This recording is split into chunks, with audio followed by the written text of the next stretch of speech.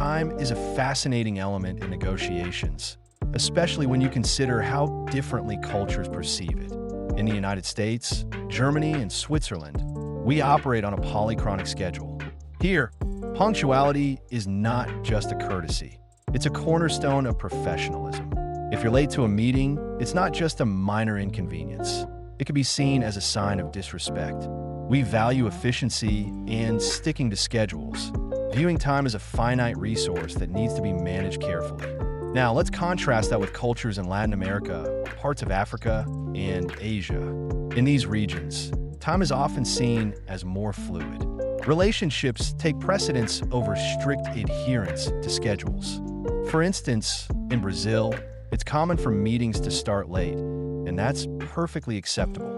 The focus is on building rapport and trust, which can sometimes mean that time takes a back seat. If you're negotiating in these contexts, showing flexibility and patience can be more valuable than sticking rigidly to the clock. Consider a scenario where an American negotiator meets with a counterpart from Mexico. The American arrives on time, ready to dive into the agenda, while the Mexican counterpart arrives 30 minutes late, perhaps having stopped to chat with colleagues. The American might feel frustrated, thinking the meeting is off to a bad start. However, the Mexican negotiator views this as an opportunity to build a connection. Understanding this cultural difference is crucial.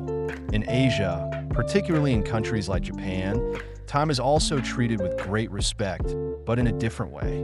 Meetings are often meticulously planned, and there's a strong emphasis on preparation. However, once the meeting begins, the focus shifts to consensus building, which can take time.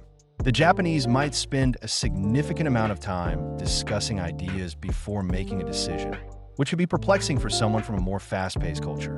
Navigating these differences requires cultural sensitivity.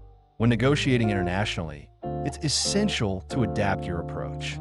If you're working with a culture that values relationships over schedules, try to engage in small talk before diving into business.